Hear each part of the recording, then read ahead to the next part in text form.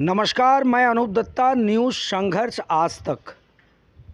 दोस्तों, इस वक्त जो तथ्य और जो चीज़ें हम आपको बताने जा रहे हैं वो बहुत संवेदनशील तो है और भावुक भी है, भावुक करती है हमें।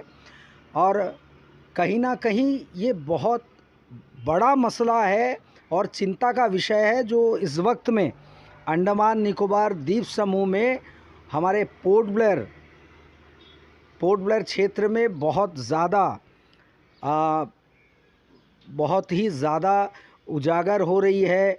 वो मसला है काफ़ी लंबे समय से चले आ रहे हैं, हमारे डी ब्रेड के बच्चों के भविष्य को लेकर। बच्चे लगातार धरना प्रदर्शन कर रहे हैं, बच्चे लगातार एडमिनिस्ट्रेशन से बात कर रहे थे। उसके बाद उन्हें आश्वस्त किया गया, डी ब्रेड के सभागार में बच्चों से आमने सामने बात होगी, उसमें भी मसला नहीं सुलझ पाया। और कल फिर से बच्चे सेक्रेटेरिएट के सामने लगातार बैठे रहे और अपनी मांगे स्लोगन के ज़रिए बताते रहे। और रात भर बच्चे वहीं पे बैठे थे, वहीं पे रहे। ये दृश्य जब हम देखते हैं तो कहीं ना कहीं मन में हमें दुख पहुंचता है। और इसके कारण जो थे, ये मसला कोई एक दिन या 2 दिन पुराना नहीं था या महीने भर पुराना वाक़या नहीं था। ये मसला 2018-19 से इसकी शुरुआत हो चुकी थी, संज्ञान में लाया गया था।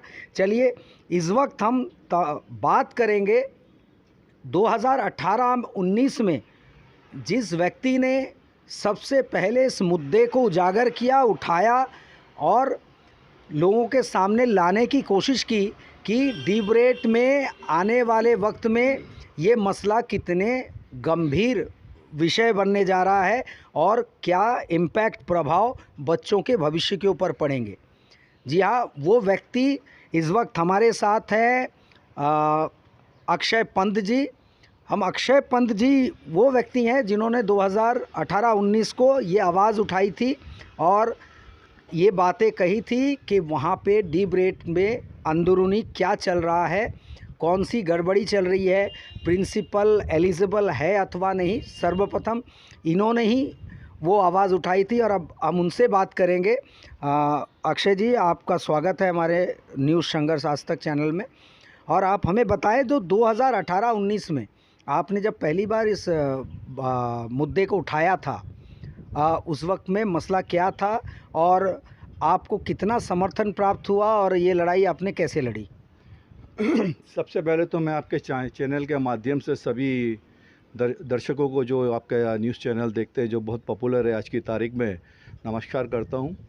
और मैं आपको ये बताना चाहता हूं कि मैंने इस तरह के कई मुद्दे उठाए हैं। पहले भी मैंने कई पब्लिक इंटरेस्ट लिटिगेशन फाइल करी है, लोगों की भलाई के लिए, जनता की, अंडमान निकोबार की जनता की भलाई के लिए। मैं एक सामाजिक कार्यकर्ता हूँ और ये करते रहता हूँ। आपकी ये बात एकदम सही है कि 2018-19 में मैंने सबसे पहले ये मुद्दा उठाया था हाई कोर्ट में, एक रिट फाइल करके कि जो प्रिंसिपल जो है वो एज़ पर द नॉर्म्स नहीं है, गाइडलाइंस के हिसाब से नहीं है और कई सारी अनियमितताएँ हैं जो कि डी ब्रेड को आगे प्रॉब्लम में डाल सकती हैं। तो दुख की बात यह है कि जिस तरह का आज जन सैलाब उतरा है बच्चों को समर्थन देने में, सारी पॉलिटिकल पार्टीज़ आई हैं, NGOs आ रहे हैं और जो लोग भी आए हैं, तो मुझे खुशी इस बात की है। मगर दुख इस बात का है कि उस समय में अगर मुझे समर्थन दिया जाता, इतना लोगों का समर्थन और प्यार मिलता, तो शायद आज बच्चों को ये दिन नहीं देखना पड़ता और एडमिनिस्ट्रेशन के सामने बच्चों को इस तरह का धरना प्रदर्शन नहीं करना पड़ता। बच्चे अपनी पढ़ाई में ध्यान देते और अपने उज्ज्वल भविष्य के लिए वो तैयारी करते। मगर आज दुख ये लगता है कि बच्चे रात भर बैठे हैं, कई महीनों से ये उनका चल रहा है, कुछ उसका समस्या का समाधान नहीं निकल रहा है।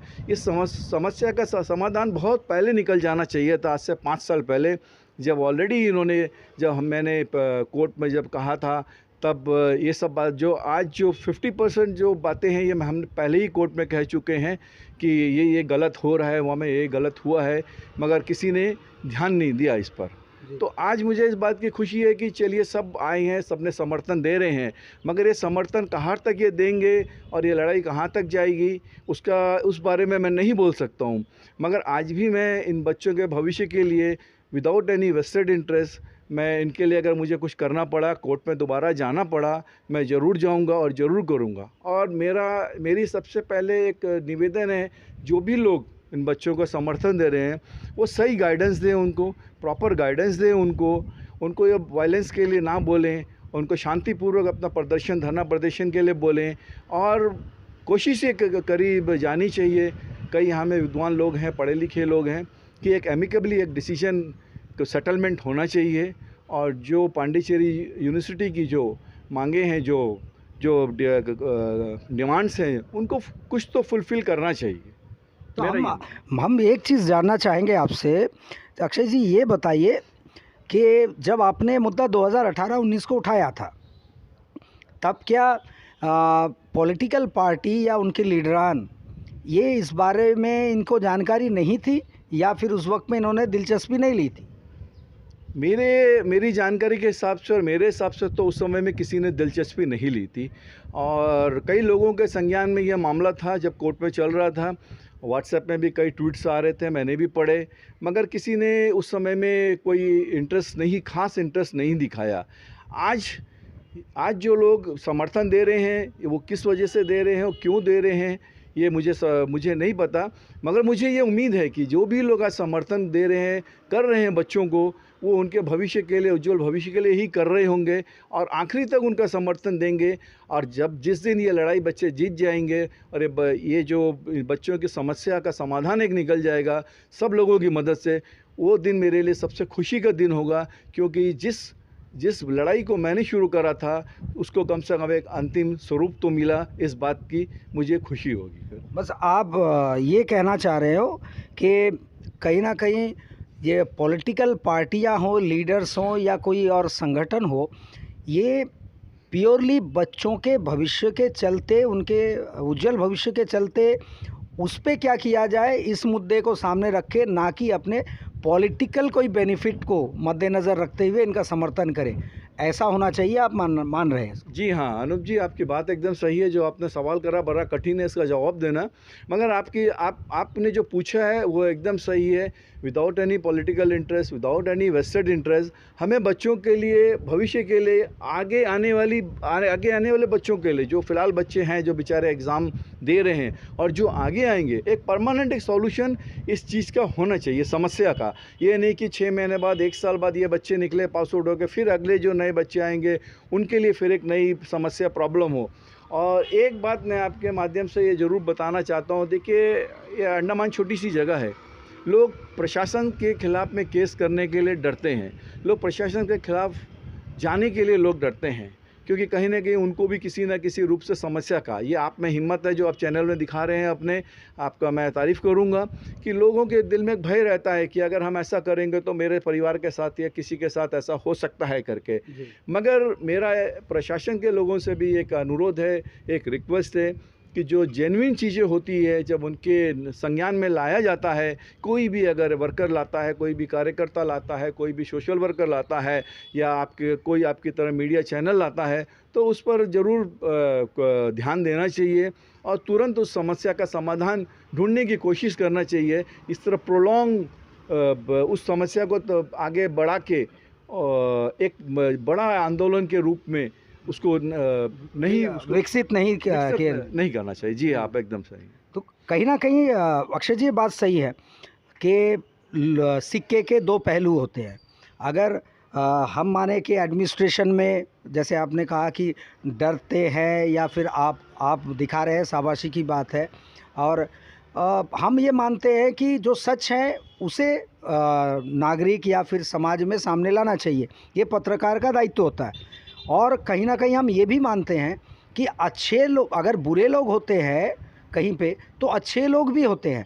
तो प्रशासन में अच्छे लोग भी मौजूद हैं, जो हम ये उम्मीद करते हैं, लगातार कह रहे हैं कि इनके बच्चों के दर्द को समझेंगे, तकलीफ़ों को समझेंगे। और कहीं ना कहीं इस बात का आपको खुशी भी महसूस हो रही है कि अब जो वक्त आ गया है बच्चों के समर्थन में लोग बाग सामने आ रहे हैं, तमाम पॉलिटिकल पार्टियां आ रही है, देर आए दुरुस्त आए, क्या आपको ऐसा नहीं लगता? जी हाँ, आपकी बात एकदम सही है। देर है दुरुस्त है, ये वाली बात आपकी कहावत एकदम सही है। मुझे इस बात की बहुत खुशी है कि बच्चों का, मुझे एक उम्मीद है और खुशी भी है कि जल्द से जल्द इन बच्चों की समस्या का समाधान निकल जाएगा और ये बच्चे जो है वापस अपने कॉलेज में जाके वापस अपने पूरे दिल से, दिमाग से, ध्यान से पढ़ाई करेंगे और अपने भविष्य के बारे में सोचेंगे।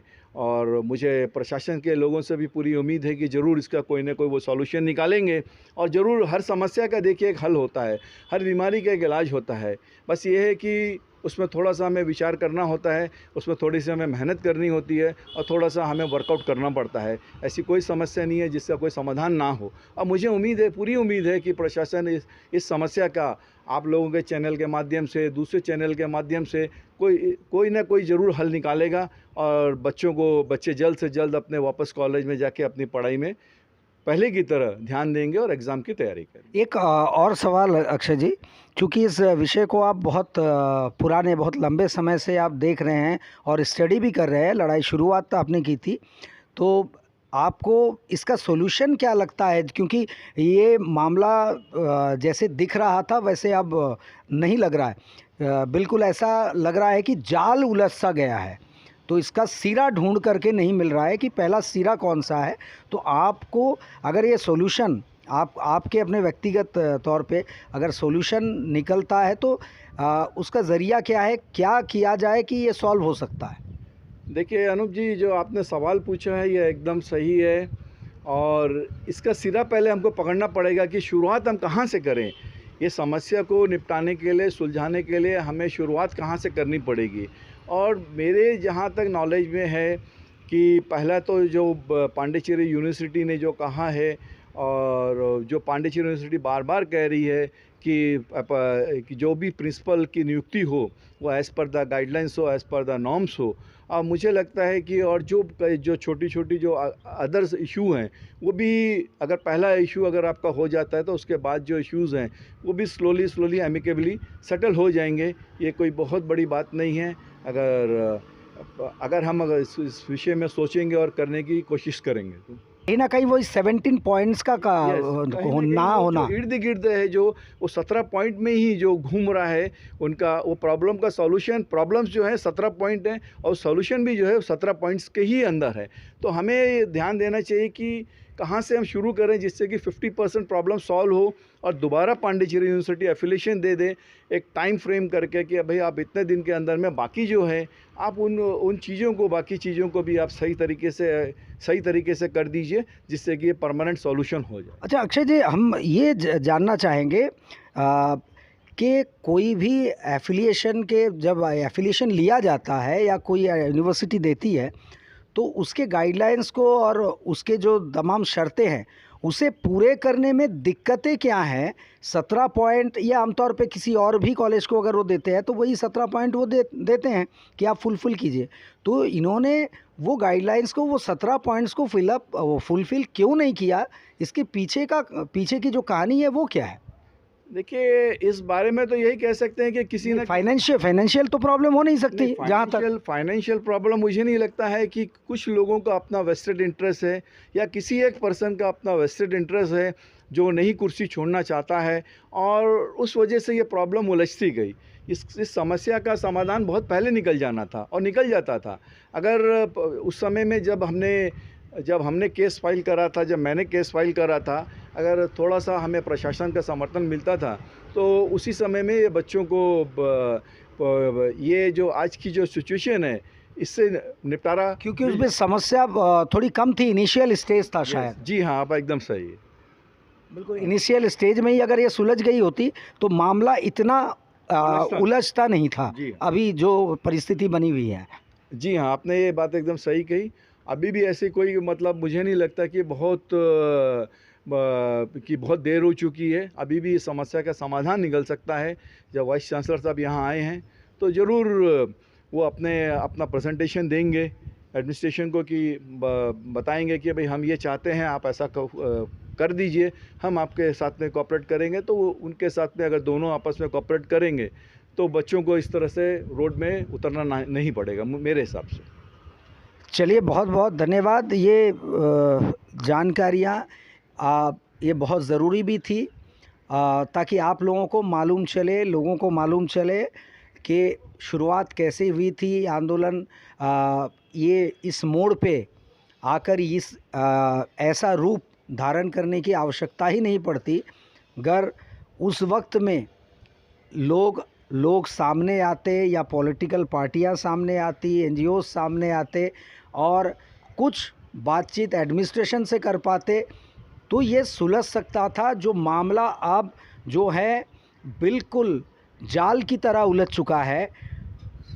अगर कहा जाता है, ये कहावत है, जहाँ चाह वहाँ राह।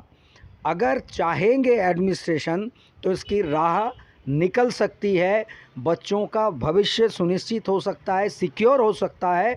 हम बार बार यही उम्मीद करते हैं और हम उस मंज़र को याद करते हैं, विजुअलाइज करते हैं कि बच्चे रात भर वहाँ रास्ते पे मेन गेट के सामने बैठे रहे रात भर, और ऐसा नज़ारा फिर दोहराया ना जाए और ये समस्या जल्द से जल्द सुलझ जाए। एडमिनिस्ट्रेशन बात करे और कोई ठोस नतीजा बच्चों के लिए जल्द से जल्द निकल पाए, ताकि ये आंदोलन करने की नौबत और कभी ना आए। इसी कामना के साथ मैं कैमरामैन थॉमस के साथ अनूप दत्ता, न्यूज़ संघर्ष आज तक।